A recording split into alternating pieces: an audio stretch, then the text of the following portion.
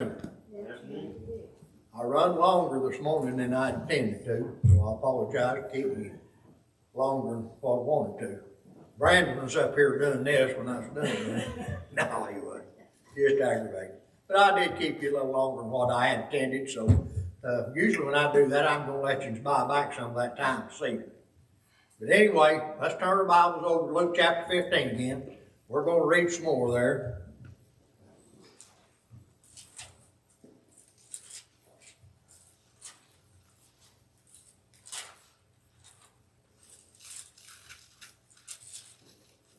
We started out with the sheep, now we're going to end up with the prodigal son as we read some of this. So we're going to begin here in just a minute, a little bit, about with the parable of the coin. But we read in that chapter in the Gospel according to Luke, Jesus tells us about three parables, dealing with one out of the many, one who is lost and is in danger of losing their soul forever. The first parable, of course, we know what we lesson had this morning on the lost sheep. The second is about a woman who lost a coin. And the third is about a father who lost his son. Each, the sheep, the coin, the son, we know for sure that they was lost. The Bible teaches us that they was. Each was a priority to that person. Each was searched for, and each was found. Now the shepherd proclaimed, when he found the sheep, he said, "Rejoice with me, for I have found my sheep which was lost." And the woman, when she found that coin, she said, "Rejoice with me, for I have found the coin which I had lost." And what the father proclaimed, "My young son," he said, "was dead, and now has begun to live. And he was lost, and now has been found." So let's pick up and let's read the parable of the coin, the lost coin. I believe we can begin in about verse 8. "Or what woman, having 10 silver coins, if she loses one coin, does she not light a lamp and sweep the house and search carefully until she finds it? And when she has found it, she calls her friends and neighbors together, saying, 'Rejoice with me, for I have found the piece which was lost.' Likewise, I say to you, there is joy in the presence of angels of God over one sinner who repents." Now, as you read that, we notice one thing. It was probably dark in that house when she dropped that coin, because it said she lit a lamp. Now, if you've been in a dark room and you've maybe had a penny or a nickel or a dime in your hand, and you drop that coin when it's dark and you can't tell where it went, so you have no idea when you turn that light on which direction you need to go, do you? But you know it's lost, and you know that you need to look for it. So once again, you light that lamp, and you get down and you crawl around, and she done that until she found that coin.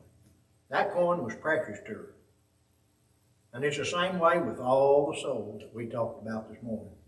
You know, we can look out here, and I can see people's faces that ought to be here that's drifted away and gone. And it's young couples, and it's old, and it's a shame. But we need to reach out to them, do better than we've been doing. You know, we never know. It might just be a kind word or something that's all it would take. So let's begin after this week. Let's do a little something with those that's lost, that needs to be found. Them ones that we need to throw a lifeline to. So now as we come on to the next one. We talk about there's a lot of lessons on these that you'll hear on the prodigal son, and they're all good ones. But when we read all this and we look, we see where one was lost. You know, you can talk about these young men and with their fathers, and you know, they just getting tired of being home, it seems like, and they want to get out and make a mark for themselves, and they want whatever's coming to them. And of course, you know, as we read in the prodigal son, he gave him his part of it. And what did he do with it? He squandered it away.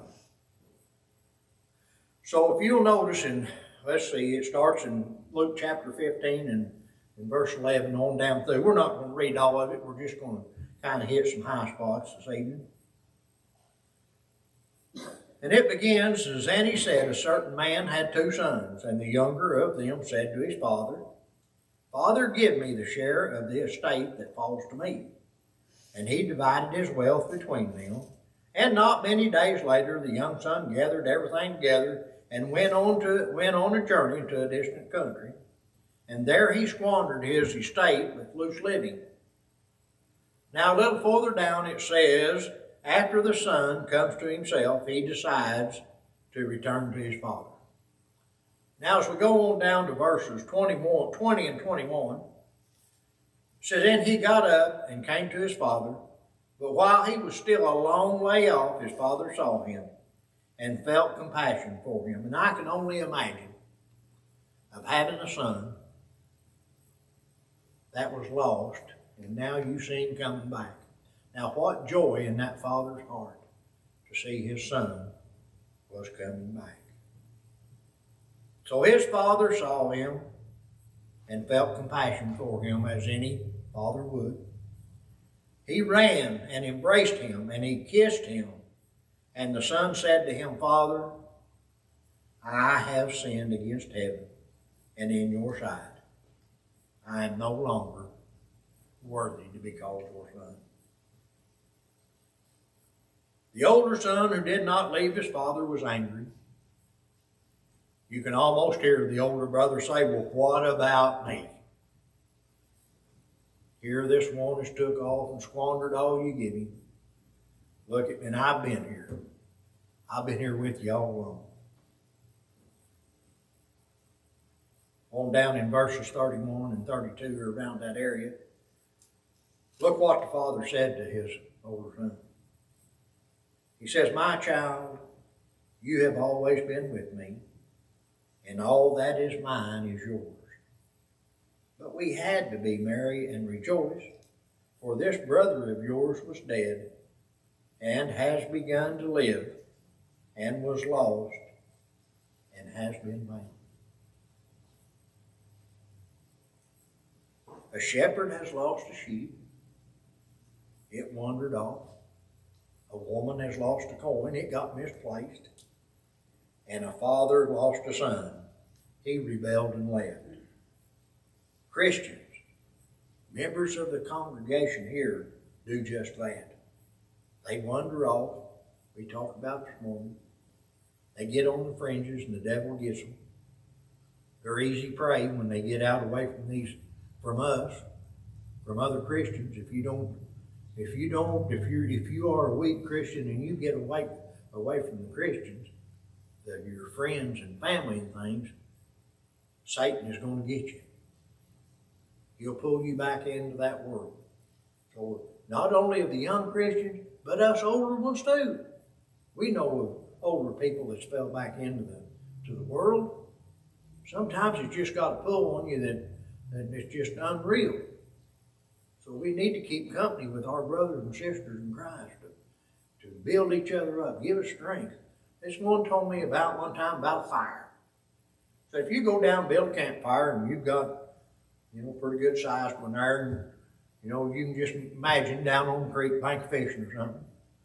And you've got a big old fire there going, and as it burns down, you see the coals. The bowl of coals is red hot. Now, if you go on the edge of that fire and you pull some of them coals out, that away from those others, you know what happens to them ones that you pulled out, they'll go out. But yet those in the middle are still red hot, still burning good. So that's the thought of it. When we're not surrounding ourselves with other Christians, we may become lukewarm, as we read about in the book of Revelation. We get back there and become lukewarm. We're not hot, we're not cold. And we don't want to become like that. But they wander off, become lost. They get misplaced with the congregation. They rebel against the Lord and the elders. And some of them will storm off mad. And all of the lost, the one sheep out of 100, the precious coin, the unthankful son, all of them are important to the ones that has lost them. They're irreplaceable, matter of fact. Even though the shepherd had 99 more sheep, and the woman had 9 more coins, and the father had another son, the loss to them was still unacceptable. Now, I don't have any children, and most of you all do. And if you've got 2 or more children, when it comes to that point, which one of those children is expendable? None of them is, are they? See, that's the point that we're making here. None of them's expendable. There's none of our brothers and sisters are expendable.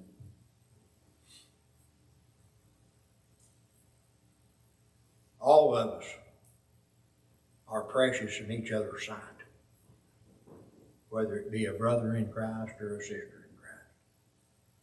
And sadly, we live in a world that's upside down, so to speak. It decreases the value of one while increasing the value of many.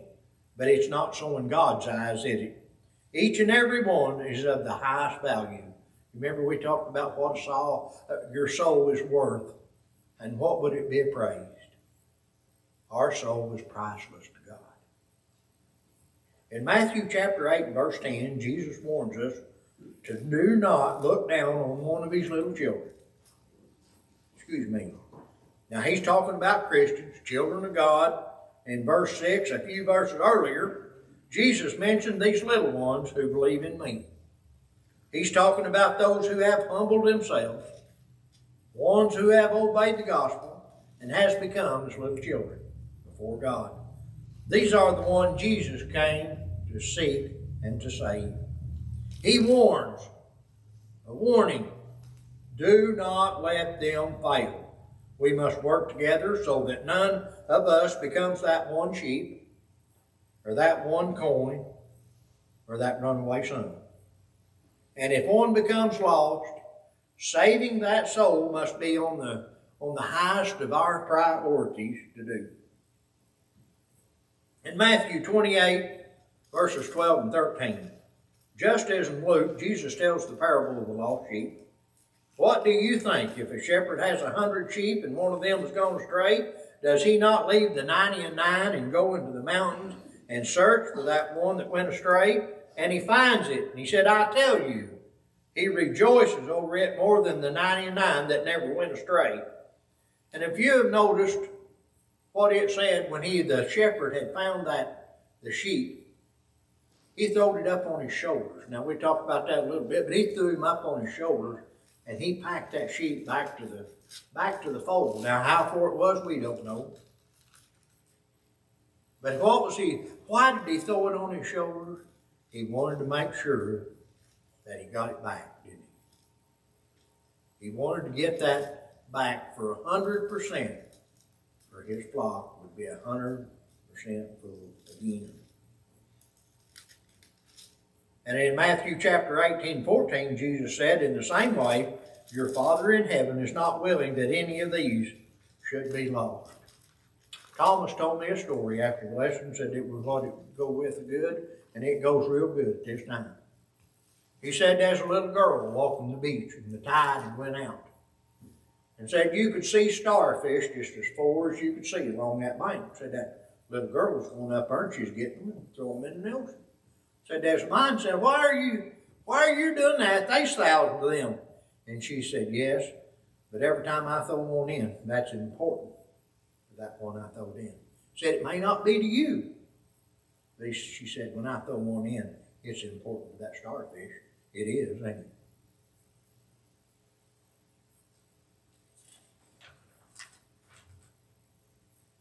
So do we spend too little effort in seeking and saving the lost? Both of those that even, the ones that fall away as well as who need to become children of God. You know, it's too often that we're more concerned about what we have rather than what we've lost. And that's backwards in the teaching of Jesus in these 3 parables. We are to be more concerned over that lost one than the 99 that is saved, or the 9 that was in the hand of the one that stayed with him. Jesus is not presenting the local churches or their leadership or our elders with an either-or choice. Instead, he's telling us the best way to keep the local church safe, the best way to keep it growing, is to go after the lost. Now, we are never more like Christ than when we are passionate about seeking and saving the lost. And we become even more like Christ when those who are far from God are the ones that we are praying for, we're caring for, and searching for. Now, as we come to the close, once again, we're going to just about give the invitation just like we did this morning. You know, we need to get out. Let's seek and save. Let's write a letter. Let's make a phone call. Let's say some encouraging words. Whatever it takes to try to pull some of these back in, because we know that their soul is in jeopardy.